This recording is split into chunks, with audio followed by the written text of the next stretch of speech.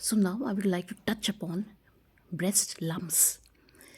अक्सर हम अपनी प्रैक्टिस में देखते हैं कि छोटी लड़कियां या गर्ल्स, किसी भी एज की महिलाएं आती हैं छाती में गांठ लेके, ब्रेस्ट के लम्प्स लेकर।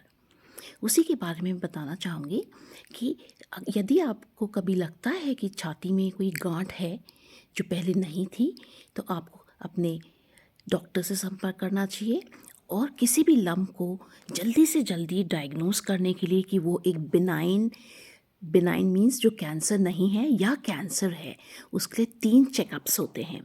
पहला चेकअप होता है क्लिनिकल असेसमेंट, जो कि आपकी डॉक्टर करेगी, जिसमें आपकी हिस्ट्री, आप कब से है ये जानकर, इवन आपकी फैमिली में कोई इस तरह की फैमिली हिस्ट्री ऑफ कैंसर्स या ब्रेस्ट कैंसर तो नहीं है, इसकी जानकारी वो लेंगी या चेक करेंगे, एग्जामिनेशन करेंगे लम्प को कि किस तरह का लम्प है, वो किस तरह की गांठ है, फर्म है, हार्ड है, सख्त है ना, दर्द है उसके साथ में, घूम रही है, हिल डुल पा रही है, अंदर की तरफ तो छाती से फिक्स नहीं है, या आगे स्किन पे तो कोई टेथर्ड नहीं है, चिपकी हुई तो नहीं है। इस तरह का कुछ असेसमेंट होता है और कुछ बगलों में गांठें, लिम्फ नोड्स भी चेक की जाती हैं।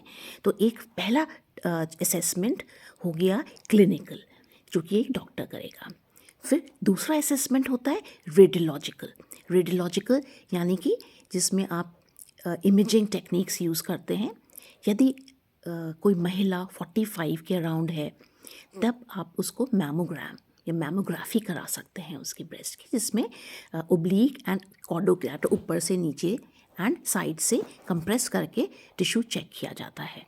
बट यंग एज में जनरली मैमोग्राफी नहीं करी जाती।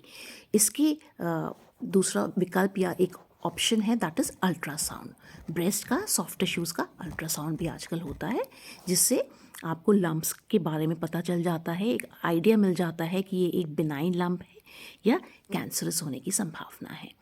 और यदि संभावना लग रही है कैंसर की, तो तीसरा असेसमेंट बहुत इंपॉर्टेंट है, वो है टिश्यू टेस्ट या हिस्टोलॉजी या हिस्टोपैथोलॉजी या बायोप्सी भी जिसे कहा जाता है।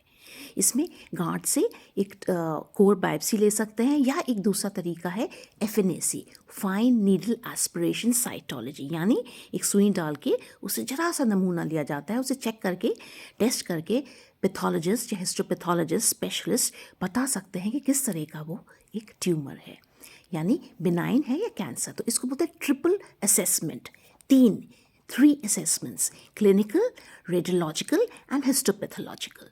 इन तीनों असेसमेंट से कोई भी छाती की गांठ का आप अच्छे से पता लगा सकते हो, साफ साफ स्पष्ट हो जाता है कि ये बिनाइन है या ये मेलिग्नेंट है ना। बिनाइन वाली गांठें, बिनाइन का मतलब होता है जो कैंसर नहीं है ना। बहुत सारी गांठें होती हैं जो यंग गर्ल्स में हो जाती हैं because of hormones. Hormone responsive tissue होता है ये, जिससे एक स्पेसिफिक चीज़, इसमें बहुत अच्छी चीज़ देखी गई है, वो है कि बिनाइन वाली गांठें फ्रीली मोबाइल होती हैं। साइज़ में कैसी भी हो सकती हैं, वो छोटी से छोटी कंचे जितनी या मटर के दाने जितनी से लेके बड़ी आलू जितनी, गोल्फ बॉल जितनी तक साइज़ की हम इनको पाते हैं। और ये फर्म होती हैं, मैनी टाइम्स इनमें कोई दर्द नहीं होता। और जो इधर उधर घूमने वाली है, जो स्लिपरी साइन होता है, जिसमें टच करो आपकी मूव कर रही है, जिसको एक तरह से हम कहते हैं चूहा, ब्रेस्ट माउस नाम भी दिया गया है, वो बिनाइन गांठें होती हैं। और उसमें सबसे कॉमन, सबसे आम तौर पे पाई जाने वाली को फाइब्रो एडिनोमा बोलते हैं। एडिनोमा एक तरह का ट्यूमर है टिश्यू का, बट वो कैंसर नहीं होता। और ये यंग गर्ल्स में यदि फाइब्रोएडेनोमा मिलता है तो उसका इलाज सर्जरी है, उसे हमें निकालना ही पड़ता है। एक्सेशन है वो, सर्जिकल एक्सेशन, जिससे वो पूरा निकल जाता है और उस पूरे लम्प को आप चेकअप के लिए भी भेज सकते हैं।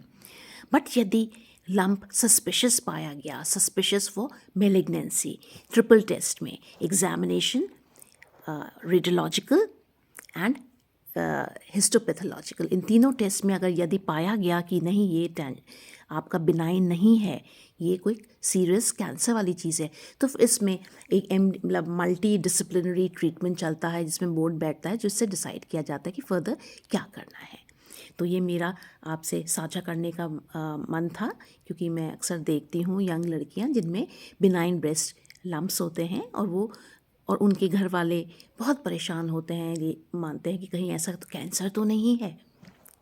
सो आई थिंक आपको इससे इन्फॉर्मेशन मिली होगी और फिर मैं दोबारा आपको कुछ और नया लेकर आती हूँ।